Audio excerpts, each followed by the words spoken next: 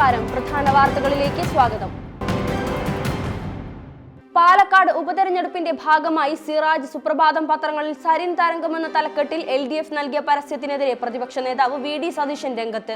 വടകരയിൽ തെരഞ്ഞെടുപ്പിന്റെ അവസാന ദിവസങ്ങളിൽ ഷാഫി പറമ്പിലിനെ തോൽപ്പിക്കാൻ കാഫിർ സ്ക്രീൻഷോട്ട് വിവാദമുണ്ടാക്കിയതുപോലെ പാലക്കാടും തെരഞ്ഞെടുപ്പിന്റെ തലേന്ന് മുസ്ലിം സംഘടനകളുടെ നേതൃത്വത്തിലുള്ള പത്രത്തിൽ വാർത്തയെന്ന് തെറ്റിദ്ധരിപ്പിക്കുന്ന അഡ്വറ്റോറിയൽ നൽകി വർഗീയ പ്രചാരണത്തിന് CPM ശ്രമിച്ചിരിക്കുന്നതെന്ന് സതീശൻ തുറന്നടിച്ചു.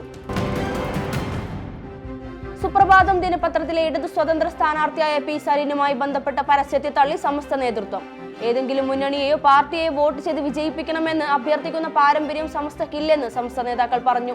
പാലക്കാട് ഉപതെരഞ്ഞെടുപ്പുമായി ബന്ധപ്പെട്ട് ഇന്നത്തെ സുപ്രഭാതം പത്രത്തിൽ വന്ന പരസ്യത്തിലെ വിഷയങ്ങളുമായി സമസ്തയ്ക്ക് ബന്ധമില്ലെന്നും സമസ്ത president Muhammad Jifri Muthukoya Thangal, general secretary professor K Alikutty Musliyar എന്നിവർ സംയുക്ത പ്രസ്താവനയിൽ പറഞ്ഞു.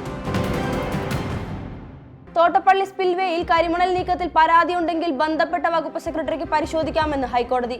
തോട്ടപ്പള്ളി സ്പിൽവേയിൽ പൊഴിയിൽ നിന്ന് ആണവധാതുക്കൾ അടങ്ങിയ കരിമണൽ നീക്കം ചെയ്യുന്നത് തടയണമെന്നാവശ്യപ്പെട്ട് കോട്ടയം ജില്ലാ പഞ്ചായത്ത് അംഗവും BJP നേതാവുമായ ഷോൺ ജോർജ് നൽകിയ ഹർജി തീർപ്പാക്കിക്കൊണ്ടാണ് chief justice Nitin Jamdar, justice S Manu എന്നിവരുടെ ബെഞ്ചിന്റെ നിർദ്ദേശം. ചീഫ് സെക്രട്ടറി പരിശോധിച്ച് ബന്ധപ്പെട്ട വകുപ്പ് സെക്രട്ടറിക്ക് കൈമാറാനാണ് നിർദ്ദേശം. മാസപ്പടി കേസുമായി ബന്ധപ്പെട്ട് മുഖ്യമന്ത്രി പിണറായി വിജയൻ, മകൾ വീണ എന്നിവരെ ലക്ഷ്യമിട്ടുള്ളതായിരുന്നു ഷോൺ ജോർജിന്റെ ഹർജി. കുണ്ടന്നൂരിലെ കുട്ടവഞ്ചക്കാരെ ഒഴിപ്പിക്കും. കുറുവ സംഘത്തെ പിടികൂടിയ സാഹചര്യത്തിലാണത്. കുണ്ടന്നൂർ പാലത്തിനടിയിൽ താമസിക്കുന്നവരെയാണ് ഒഴിപ്പിക്കുക. മരട് നഗരസഭ ആരോഗ്യ വിഭാഗത്തിന്റെ നേതൃത്വത്തിലാണ് ഒഴിപ്പിക്കൽ നടപടി.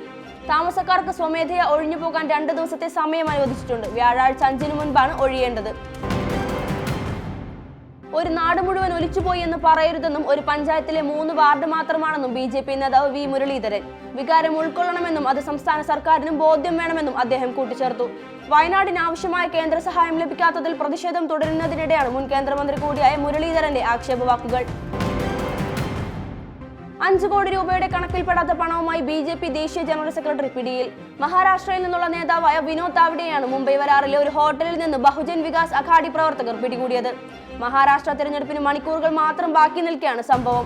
ഹോട്ടലിൽ പണം വിതരണം ചെയ്യാനെത്തിയെന്ന് ആരോപിച്ച് വിനോദ് താവ്ഡെയെ ബഹുജൻ വികാസ് അഘാഡി പ്രവർത്തകർ തടഞ്ഞു വെക്കുകയായിരുന്നു. വിനോദിന്റെ കയ്യിൽ നിന്ന് പണം കൈമാറാനുള്ള ആളുകളുടെ പേരും വിവരങ്ങളും കണ്ടെത്തിയതായി ബഹുജൻ വികാസ് അഘാഡി പ്രവർത്തകർ പറഞ്ഞു. റഷ്യൻ പ്രസിഡന്റ് വ്ളാഡിമിർ പുടിൻ ഇന്ത്യയിലേക്ക്. റഷ്യൻ സർക്കാർ തന്നെയാണ് ഇക്കാര്യം വ്യക്തമാക്കിയിരിക്കുന്നത്. സന്ദർശന തീയതി സംബന്ധിച്ച പ്രഖ്യാപനം ഉടൻ ഉണ്ടാകുമെന്ന് Kremlin press secretary Dmitry Peskov പറഞ്ഞു. പ്രസിഡന്റിന്റെ ഇന്ത്യൻ പര്യടനത്തിനുള്ള തയ്യാറെടുപ്പുകൾ റഷ്യ ഉടൻ ആരംഭിക്കുമെന്നും ദിമിത്രി പെസ്കോവ് കൂട്ടിച്ചേർത്തു. ഇരു രാജ്യങ്ങളും തമ്മിലുള്ള ദീർഘകാല പങ്കാളിത്തം ശക്തിപ്പെടുത്തുന്നതിനുള്ള സുപ്രധാന ചുവടുവയ്പായിരിക്കും പുടിന്റെ സന്ദർശനം. അതേസമയം റഷ്യ-ഉക്രൈൻ യുദ്ധം ആരംഭിച്ചതിനു ശേഷം ആദ്യമായാണ് പുടിൻ ഇന്ത്യയിലേക്ക് എത്തുന്നത്. ഉക്രൈൻ യുദ്ധത്തിനിടയിലും ഉഭയകക്ഷി ബന്ധം ശക്തിപ്പെടുത്തുന്നതിന് പ്രധാനമന്ത്രി നരേന്ദ്രമോദി 1-ലധികം തവണ പുടിനുമായി കൂടിക്കാഴ്ച നടത്തിയിരുന്നു. ഇന്ത്യൻ താരം ശിഖർ ധവാനെ IPL ടീം ഡൽഹി ക്യാപിറ്റൽസിലെത്തിക്കാനുള്ള സൗരവ് ഗാംഗുലിയുടെ ശ്രമം ടീമിന്റെ മുഖ്യ പരിശീലകനായിരുന്ന റിക്കി പോണ്ടിംഗ് തടയാൻ ശ്രമിച്ചതായി ടീമിന്റെ അസിസ്റ്റന്റ് കോച്ചായിരുന്ന മുഹമ്മദ് കൈഫിന്റെ വെളിപ്പെടുത്തൽ. ആ സമയത്ത് ഇന്ത്യയുടെ ടെസ്റ്റ് ടീമിൽ സ്ഥാനം നഷ്ടപ്പെട്ടിരുന്ന ധവാന്റെ കാലം കഴിഞ്ഞെന്ന് ചൂണ്ടിക്കാട്ടിയാണ് പോണ്ടിംഗ് തടസ്സം നിന്നതെന്നും തന്റെ സോഷ്യൽ മീഡിയയിൽ പങ്കുവച്ച വീഡിയോയിൽ കൈഫ് പറയുന്നു. അന്ന് ഡൽഹി ക്യാപിറ്റൽസിന്റെ സഹ ഉടമസ്ഥന്മാരിൽ ഒരാളായ JSW സ്പോർട്സിന്റെ ക്രിക്കറ്റ് ഡയറക്ടറായിരുന്നു ഗാംഗുലി. ഇതോടെ ഇന്നത്തെ പ്രധാന വാർത്തകൾ അവസാനിച്ചു. നന്ദി, നമസ്കാരം.